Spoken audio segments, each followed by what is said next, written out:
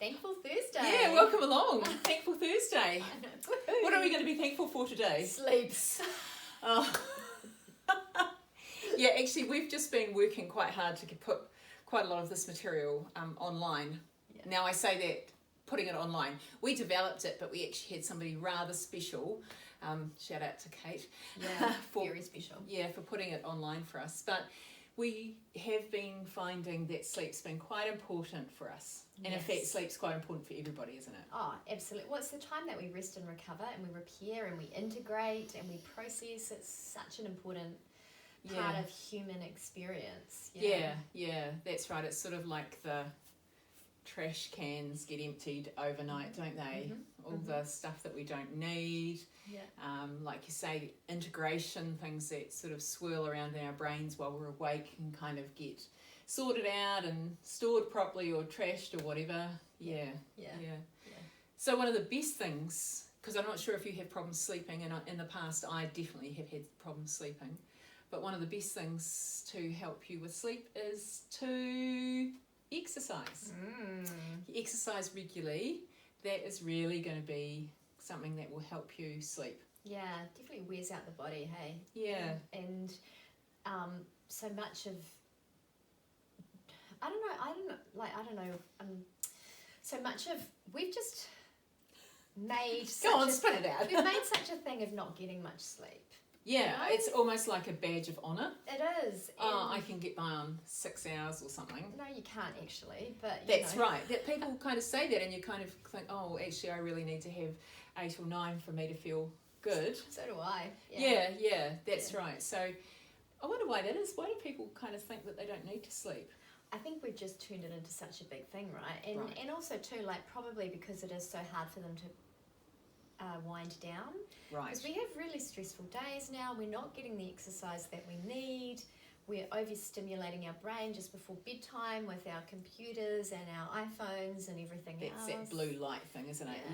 Yeah. And we're just not getting the sleep that we need. But lack of sleep is probably the leading cause of a whole lot of disease. Yeah, so definitely heart attacks and strokes. It it's a contributing factor to that. Yeah, high blood pressure.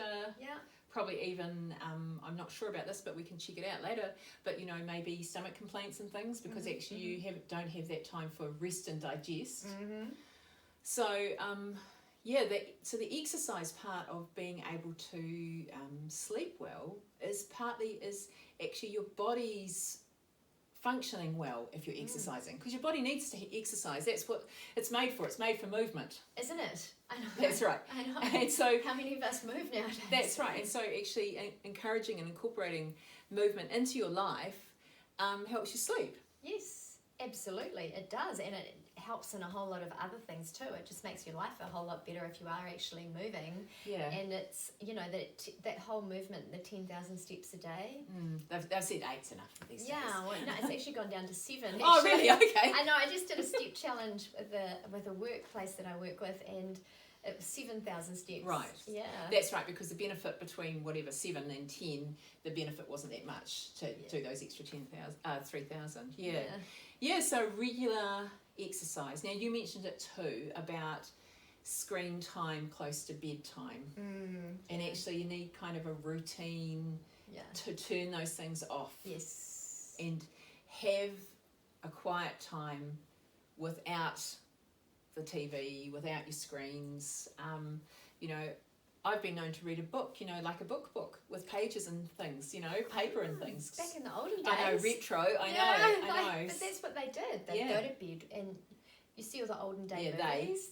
This they. Yeah. I still do it too. Okay. I've got a pile of books beside my bed. These day. Yeah, us ladies. That's right. And that's part of your routine, which is the other thing, isn't it? So you have a nighttime routine. Yeah. Like kids. Those of you who've brought up kids or have got kids or thinking about kids, for them to function well, you need to have that routine of bath and tea and bedtime story and clean your teeth and whatever else. But it needs to be in a routine way, because as I do, the times when you haven't been able to achieve that. Yeah. It's disaster, and not just for that day. Yeah. Because it's sort of got a cumulative effect of not getting a good night's sleep that night. Yeah. And you know what? There's actually some really interesting. So basically, like that whole, we need 8 to 9 hours sleep, and I know that there's that's the bell-shaped curve, right? So there's 64% of us that are in the middle of the bell-shaped curve. That's what we need, and then there's some people who need more, and there's some people who need less. So, but not very many. Yeah, no, because it kind of just dwindles out. But so we need that amount of time, but most of us are living on about 6 to 7 hours of sleep. So this whole sleep deprivation thing. They've done some research, because the beat that, you know how they turn their clocks back, and you lose an hour of sleep, or is it when you turn the clocks back? Oh no, spring you go forward. Yeah, so when you go forward into spring, daylight saving time, so you lose that hour of sleep. So that's like a whole global research about the sleep deprivation and the impact it has on people.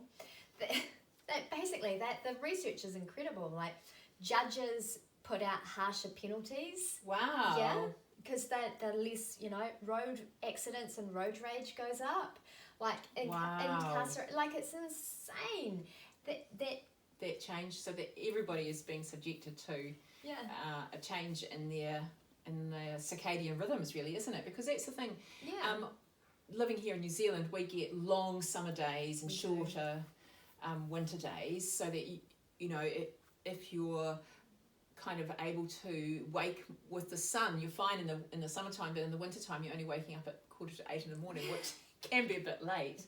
So that's part of knowing that you have a routine, isn't it? And getting some sunlight, just thinking about that as well. You need to be, in having some sunlight, getting light into your eyes, natural light into your eyes, so that your brain can take on the time of the day. It's a bright sunny day. Well, it triggers the melatonin, the sun. So and melatonin's essential for calming you down and getting you to sleep, but also waking you up in the morning. Yeah. So it's that hormonal trigger.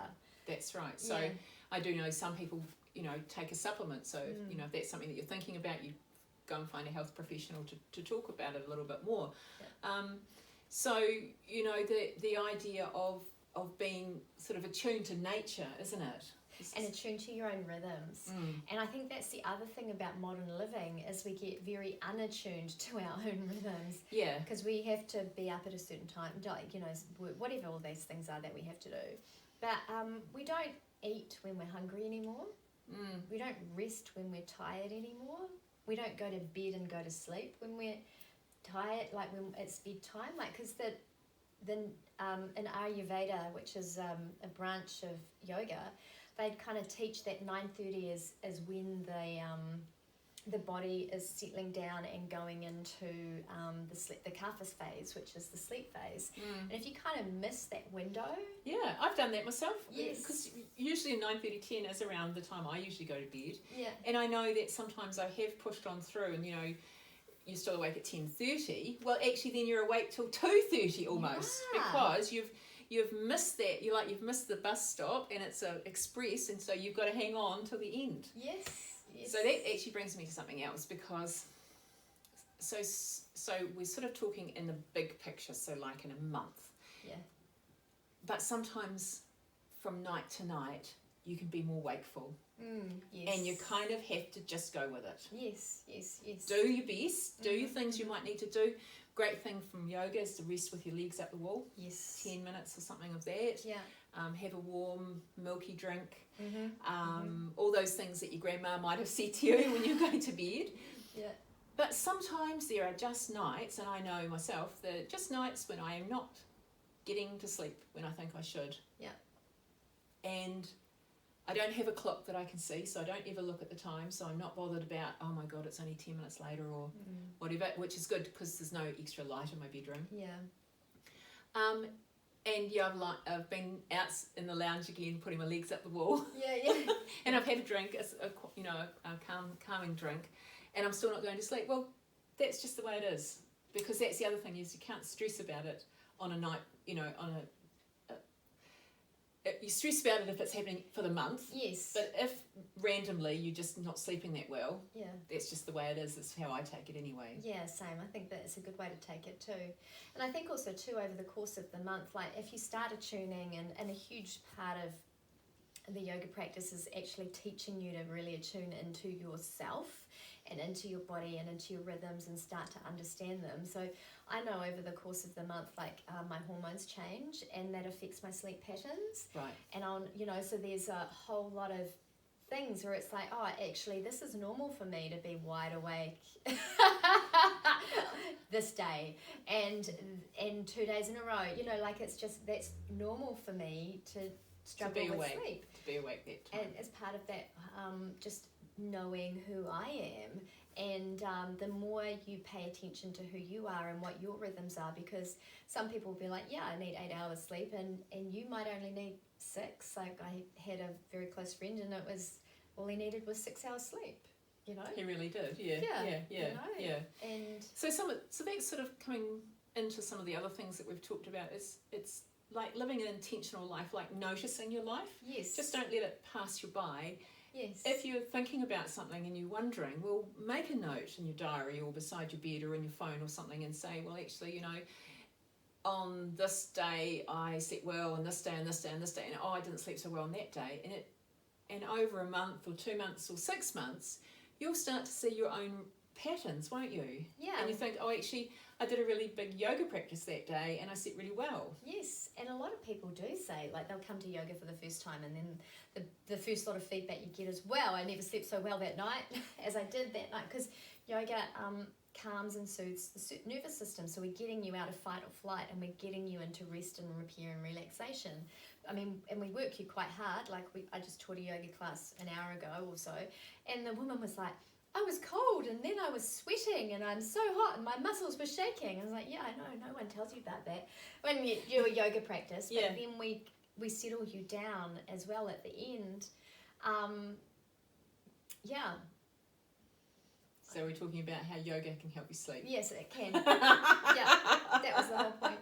But also too, it teaches you to attune into your rhythms. That's right. And yourself, and to start paying attention to the things that are triggering you, and what serves you and what doesn't serve you. So there's a whole lot of things that I've eliminated from my life and from my diet. Yeah. So I'm in the, I do quite like coffee, but I'm in the 2 before 2 camp. Yes. So when I learnt about that, I thought, oh yeah, okay, I'll try. So I have a cups of coffee some mornings, or sometimes only one. But I definitely have no more coffee after 2 o'clock. I don't drink coffee at all. I do drink coffee, but it's so stimulating for me. Right. That, and even I found, and this is the learning to pay attention, right? I found even if I had it, because I'd experiment with what time I could have it. Like if I had it at 7:30 at a client meeting, I'd be awake at midnight. Right. Because it's a bit like uranium. Yeah. It has a half-life. Yeah. And that half-life is, for that bell curve, maybe the middle people, by 2 o'clock, if you've had your last coffee by 2, you can get into sleep by about 9:30. So what's that, 7.5 hours? Yeah. Obviously for you, 12, 13, 15 hours is still too much. Yeah, I'm like down that end. Unless I'm there are exceptions to that, but generally, and even cups of tea, like I like a good cup of tea, but that's definitely before lunchtime. Okay. Yeah. Well, and alcohol, you see, that's another thing that you can find is a stimulant for you. Yeah. And so that can sometimes put you to sleep really quickly, but then actually you get that 2 o'clock wake up.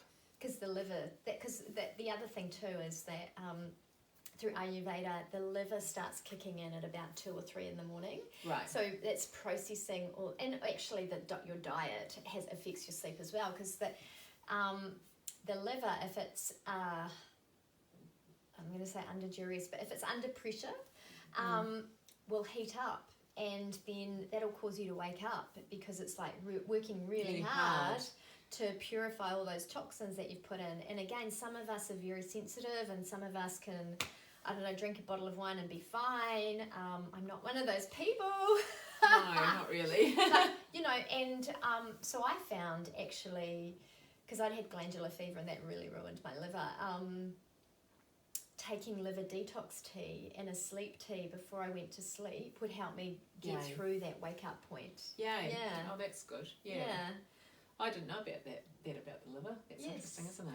Well, when you're like, oh gosh, what's happening? Yeah, that's right. You want to investigate it and find out a bit more. Yeah. So, that's the thing.